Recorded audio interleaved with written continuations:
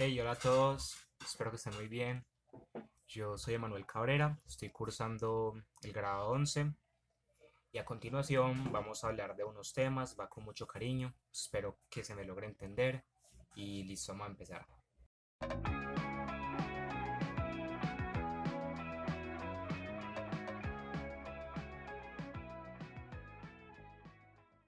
Listo, vamos a comenzar hablando de los derechos humanos. ¿Qué son los derechos humanos? Los derechos humanos son un conjunto de valores éticos que han ligados a la dignidad humana, o sea, a nuestra dignidad. Y nosotros los tenemos desde que nacemos y sin importar nuestra raza, nuestro sexo, nuestra religión, nuestra orientación sexual, sin importar ninguna de esas cosas, todos nosotros tenemos derechos humanos. Listo. Y los derechos humanos tienen unas características. A continuación se las voy a mencionar. Los derechos humanos son universales. Todos los tenemos y nadie es la excepción. Listo. Los derechos humanos también son indispensables. Sin ellos, nadie puede subsistir en una sociedad, porque todos necesitamos una vida digna y para eso están los derechos humanos. Son inherentes. ¿Qué quiere decir inherentes? Sencillo. Los derechos humanos nacen con nosotros y los tenemos por el mero hecho de nuestra condición humana. O sea, usted no tiene sus derechos porque sea colombiano, no los tiene por pertenecer al planeta Tierra, no los tiene porque se los regaló Dios, porque se los regaló un gobernante, porque el presidente se los dio, nada de eso. Sus derechos son suyos porque usted es humano, sencillamente por eso. Y eso basta para que usted tenga sus derechos. También son limitados. Los derechos humanos nuestros terminan donde empiezan los del otro. Por ejemplo, yo tengo mi derecho a la libertad y es ilimitado. Pero ¿dónde acaba? Donde empieza la libertad del otro. Porque yo soy libre de ser como a mí me guste, pero si yo utilizo esa libertad para vulnerar la libertad de otro, para oprimir al otro, para hacerle daño, ahí yo no estoy ejerciendo mi derecho a la libertad, estoy quitándole a alguien más su derecho. Entonces ahí siempre hay un límite moral que lo restringe. Y lo otro es que son integrales. Los derechos humanos son todos igual de importantes, todos se deben de defender y todos son igual de prioritarios para una sociedad buena, una sociedad firme. Bueno, vamos a hablar a continuación de los derechos civiles y políticos y de los derechos económicos, sociales y culturales. Comenzando con los derechos civiles y políticos. ¿Estos qué hacen? Defienden a cada persona individualmente de las agresiones, de que no sea agredido por otro órgano externo. Un ejemplo, el derecho a la vida. El derecho a la vida entra en esa categoría. Y si hablan de los derechos sociales, económicos y culturales, estos derechos que buscan defender el desarrollo de la persona, que cada persona se desarrolle adecuadamente. Un ejemplo de esos derechos, sencillo, el derecho a la educación o el derecho al trabajo entran en esta categoría. ¿Cuál es el problema con los derechos humanos? El problema con los derechos humanos es que son vulnerados lastimosamente, no solamente a nivel macro, sino también a nivel micro. O sea, no solo le violan sus derechos a ustedes los grandes gobernantes en un país corrupto, los derechos humanos se los puede estar violando incluso su propio padre si lo obliga a trabajar usted desde una edad temprana, o su propia pareja si la limita usted a salir y la quiere tener usted como ama de casa, o viceversa. Los derechos humanos son violados por muchas razones, por falta de democracia, por desconocimiento de estos, porque las personas no los defienden al no conocerlos, incluso por la religión, como es por ejemplo el caso del Islam, donde la mujer no tiene derecho a estar con quien quiera, no tiene derecho a vestirse como quiera, ni siquiera puede opinar, donde su orientación sexual es suficiente motivo para que usted lo maten. Entonces, ya vemos que el problema con los derechos humanos es que lastimosamente son tan vulnerados que el mero hecho de que usted se le respeten sus derechos parece ser una utopía, algo imposible, algo inalcanzable. Entonces, como el conflicto con la sociedad actual.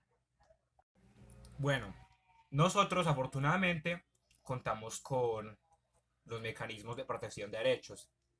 ¿Qué son los mecanismos de protección de derechos?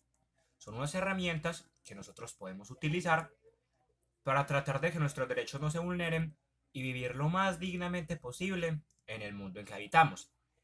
¿Cuáles son estos? Son los siguientes: acción de cumplimiento, acción de tutela, derecho de petición, acción popular, habeas corpus y habeas data. Esos son. A continuación, les voy a explicar así para qué sirve cada uno y un ejemplo de un caso en el que se utilicen, para ver si lo podemos interiorizar y así podemos ir entendiendo un poquitico más cómo funcionan. ¿Listo? Ya, voy a empezar. Bueno, comencemos con el derecho de petición. El derecho de petición sirve para que nosotros, como ciudadanos, le podamos pedir a la autoridad, a una autoridad, que nos brinde atención para un tema de interés público o de interés privado. Eso no importa. Le voy a poner un ejemplo. Digamos que ustedes dicen, ve, este mes me llegaron muy altos los servicios, especialmente la luz, me están cobrando muy alto por la luz. El mes pasado no me cobraron tanto, pero no es justo porque yo no he gastado más ni he realizado más actividades, he gastado lo mismo y me están cobrando más. ¿Usted qué puede hacer? Sencillo, envía un derecho de petición a la entidad correspondiente, o sea, quien le cobra a usted la luz. Y el derecho de petición explica cuál es su situación, lo que usted considera, y la entidad está en obligación de responderle a usted por eso. ¿Responderle cómo? Dar una justificación clara, decir, ve, mira, has gastado tanto, tanto, entonces en verdad sí gastaste más. O decir, ve, mira, por tal tema y tal tema, aumentaron los precios y ahora se cobra más por tanto gastado. O por el contrario, para que la entidad caiga en cuenta y diga, ve, hubo un error en la facturación, se te está cobrando más, y que haya una compensación porque hubo un error ahí, un fallo. Entonces, el derecho de petición es para casos como este. Listo. Vamos a pasar con el siguiente. Vamos a pasar con la acción de tutela. Listo. Pasando con la acción de tutela sirve muy bien para cuando se están vulnerando los derechos en una situación de riesgo o es un peligro inminente. Vamos a poner un ejemplo. Digamos que usted o familiar suyo tiene una condición distinta. Digamos que padece autismo, es neurodivergente. Listo.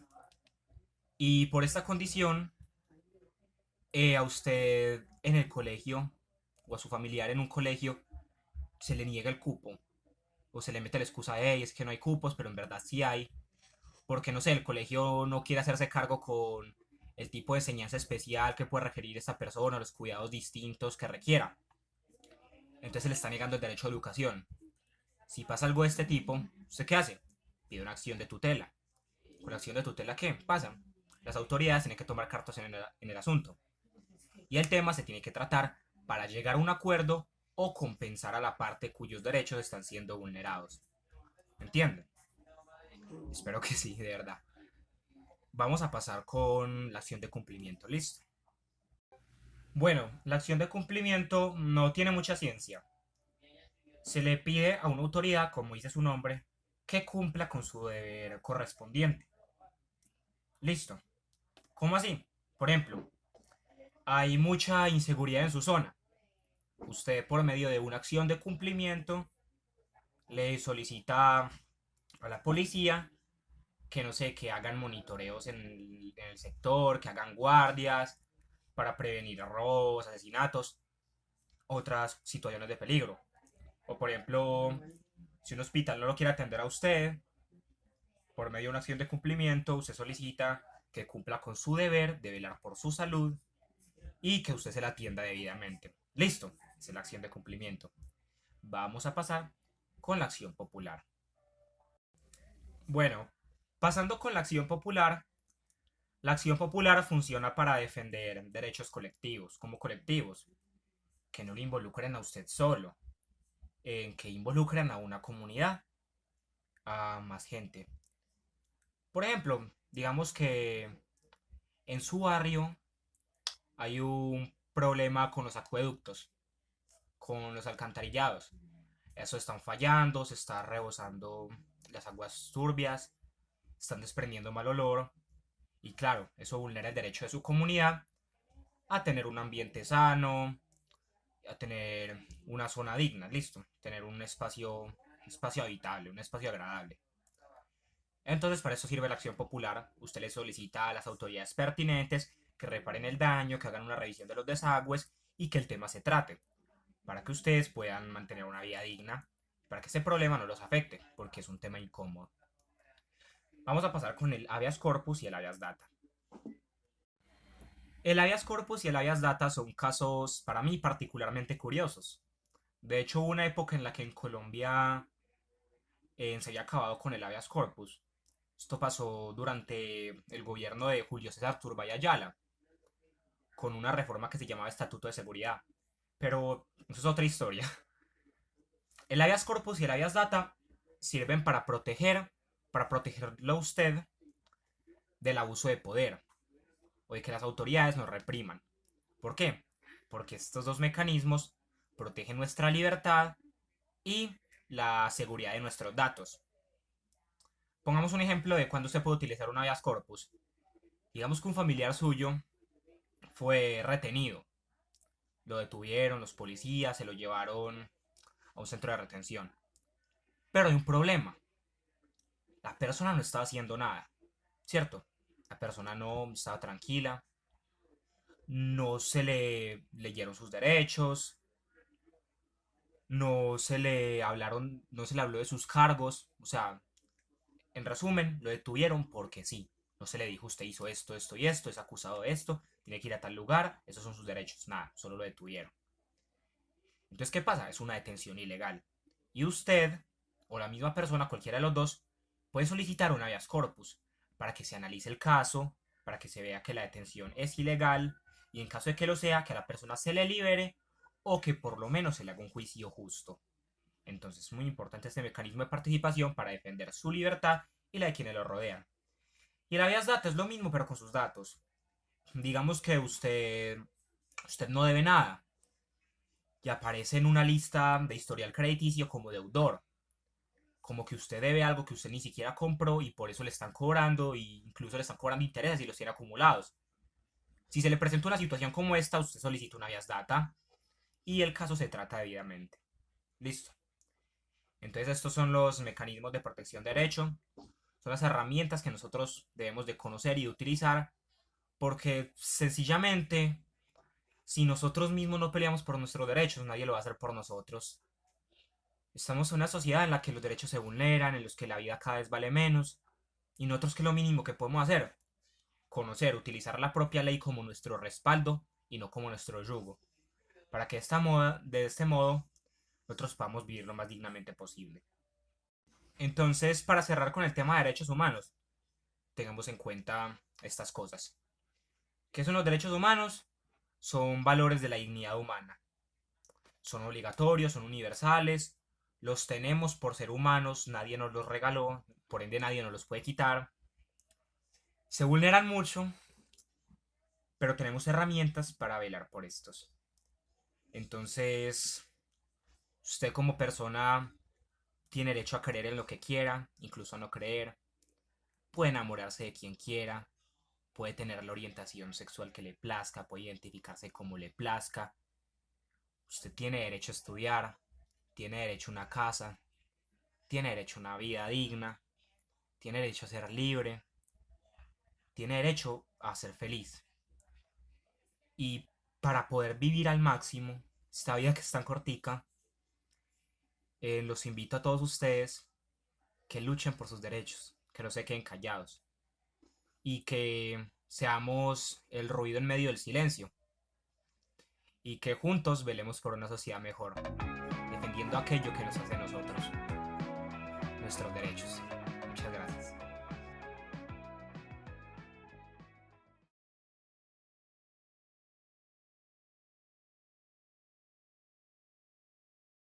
Bueno, ya dejando de lado los derechos humanos, vamos a pasar a hablar sobre el fascismo.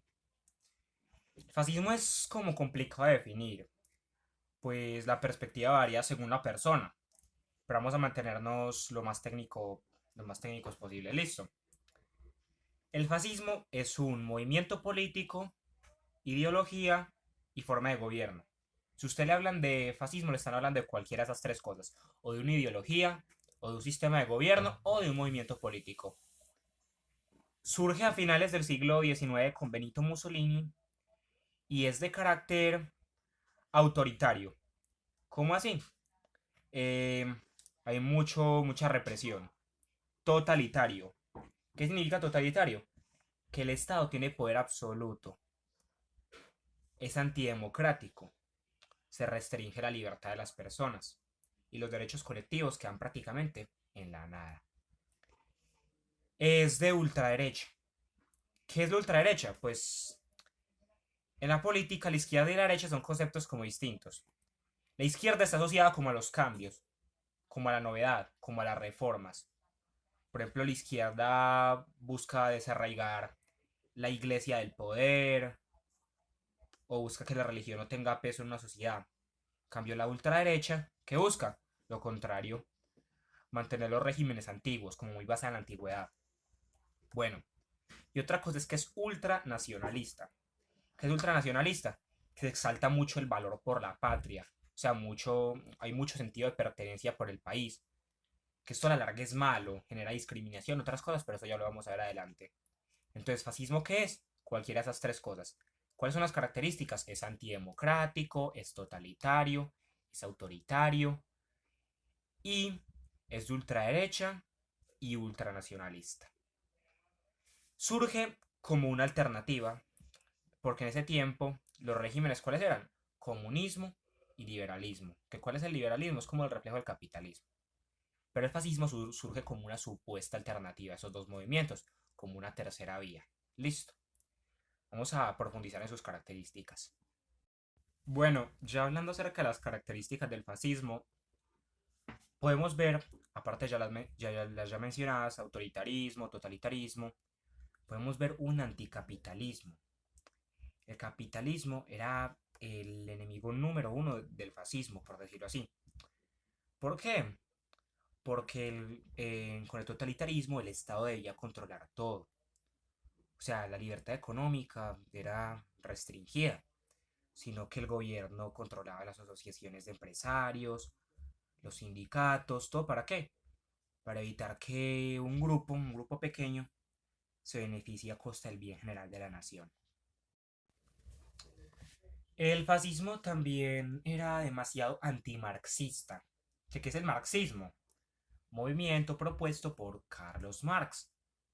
Es el derivado, es el comunismo, listo, el socialismo. Entonces, ¿por qué los fascistas eran totalmente antimarxistas? Porque a ellos no les convenía la lucha de clases. El marxismo ¿a qué inspiraba? Inspiraba como a la revolución de la clase obrera contra la burguesía, al proletariado común contra los burgueses. O sea, el marxismo proponía la rebelión, la lucha de clases. Y el fascismo buscaba alejar a todos lo más posible de eso. ¿Por qué? Para mantener un absoluto control sobre el Estado. Entonces, por eso que se rechaza esta ideología. Listo. Hey, hago una pausa para aclararles algo. Yo sé lo complicado que puede llegar a ser aprender por medio de videos. Y es como medio complejo. Entonces, en caso de que no se me haya entendido lo que expliqué, o de que se les complique algún tema o lo quieran profundizar, yo ya veo si al final del video, en la descripción, les dejo, no sé, mi correo institucional, les dejo mi número o alguna red social, con el fin de que ustedes puedan contactarme y lo que no entiendan, yo hago lo posible por explicarlo mejor, por hablar personalmente con ustedes, explicárselo y ver que podamos aprender juntos, listo, porque es un proceso. Entonces, para que vayamos mejorando todos, para que vayamos aprendiendo todos. Entonces, ya saben, vamos a continuar con el tema, listo. Muy atentos. Otras dos características que se pueden mencionar al momento de hablar del fascismo son el culto a la personalidad del líder y la glorificación de la violencia. ¿Qué son estas dos cosas? Bueno, culto a la personalidad del líder. Al líder fascista se lo enaltece al máximo, se lo ve como un líder divino, casi como una deidad. Listo. ¿Esto para qué? Para que las personas que están bajo este régimen, o sea, el pueblo, se sienta subordinado, que no piense siquiera en velar por sus derechos, en luchar por un cambio o en una revolución, sino que ellos estén muy claros en su estatus. El líder está aquí, nosotros estamos acá. Él es el que sabe, él es el que nos controla. ¿Y qué es la glorificación de la guerra? Es algo que es más como una consecuencia del nacionalismo. Como son tan nacionalistas y tan apegados al patriotismo, ¿cierto? A enaltecer la nación, entonces la guerra se glorifica. Se ve la guerra como algo bueno, como un medio perfecto para ejercer poder, como algo espléndido. Listo, o sea, se ve la guerra como lo mejor que hay. ¿Y qué pasa con esto? Que hay culto a los héroes, o sea, se ve la guerra como el mejor medio posible para obtener lo que uno quiere. Y a los militares y esas personas que los reprimen se los pintan como unos héroes maravillosos que los salvaron de la maldad. Y esto se les infunde a las personas desde pequeñas. En un régimen fascista desde pequeños se les adoctrina con esto. Listo. Otras tres características del fascismo son el liderazgo carismático, la creencia en la superioridad racial y la represión de cualquier disidencia. Vamos a explicarlo bien. También son consecuencias del nacionalismo. Pero entonces, liderazgo carismático. Al líder fascista no se lo plantea como un líder malo que subía al poder por medio de la violencia, sino que se lo pinta como un héroe, como alguien poderoso, pero carismático que nos puede llevar a todos nosotros a un futuro mejor. Listo. La creencia en la superioridad racial. Como el punto central es la nación y defender la nación, entonces se ve mucha discriminación racial. Se rechaza mucho a los inmigrantes, porque se ven como personas de afuera del sistema que quieren entrar al sistema y destruirlo desde adentro. Entonces, el sistema fascista, la nación es la buena, los superiores, los de afuera son los malos y se los rechaza. ¿Y qué es la represión a cualquier tipo de disidencia? Como lo que quiere el fascismo es tener un pueblo bien controlado, cualquier mínimo auge como de revolución, cualquier partido que se oponga a los regímenes fascistas, cualquier tipo de lucha por los derechos humanos, son reprimidos con violencia por las milicias. ¿Por qué? Porque en el fascismo el poder militar es algo sin límites. Es demasiado alto el poder militar y esto fomenta mucho la represión y el abuso de poder. Bueno, y ya para terminar de hablar sobre las características del fascismo, vamos a acabar mencionando el control económico, la restricción de la libertad de expresión y el uso de la propaganda y de la educación. Bueno, vamos a tratar de acelerar. Control de la economía. El Estado fascista controla la economía totalmente. Entonces, las grandes empresas y los sindicatos son dominados absolutamente por el Estado para así evitar la competencia.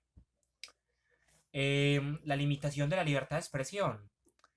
La prensa, la propaganda, todo es controlado por el Estado. Entonces, en cualquier tipo de propaganda o de publicidad en contra del fascismo es censurada. Se elimina, no se transmite, se erradica o se hace ver como lo peor que hay. ¿Para qué? Para que las personas no se rebelen. Y por eso también se utiliza la propaganda fascista y la educación controlada. A las mentes más jóvenes en un régimen fascista desde pequeñas se les enseñan estos principios como la ley absoluta. Se les enseña desde pequeños que el líder fascista es la persona a la que deben de exaltar, que la guerra es el mejor medio para conseguir lo que uno busca y que la violencia es la única forma de conseguir orden. Y desde pequeño se les enseña esto. Por eso también las personas son reprimidas con gran violencia. En un régimen fascista la violencia abunda, tanto para los opositores como para quienes se mantienen neutrales y no apoyan el régimen. Ya hablando sobre las consecuencias, pues las consecuencias del régimen fascista fueron muy claras. Exterminio de los grupos minoritarios. Algo como el holocausto, la persecución de los judíos y de los gitanos, o de personas de otras etnias, En parte fue por el fascismo. Hizo que las minorías fueran perseguidas, exterminadas y sumamente discriminadas meramente por no pertenecer al sistema. También provocó muchas guerras. De hecho, la Segunda Guerra Mundial tuvo su epicentro y su inicio en parte por el fascismo, el nacionalismo, bueno, nacionalsocialismo de Hitler. La cultura de la violencia fue otra consecuencia muy grave, puesto que hoy en día seguimos pagando por eso. Seguimos pagando por un régimen que le enseñó a los humanos que la violencia es el único método para alcanzar las cosas y que quien no está de acuerdo contigo lo tienes que reprimir y lo tienes que callar.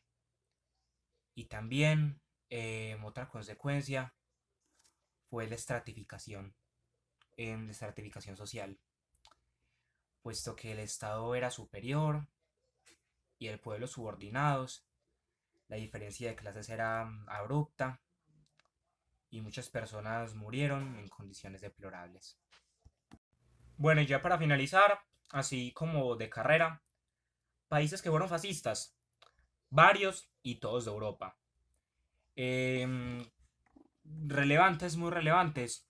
Italia, que fue donde inició el fascismo con Benito Mussolini. España con Francisco Franco. Portugal con Antonio Salazar. Rumania, Austria, Hungría, Bulgaria.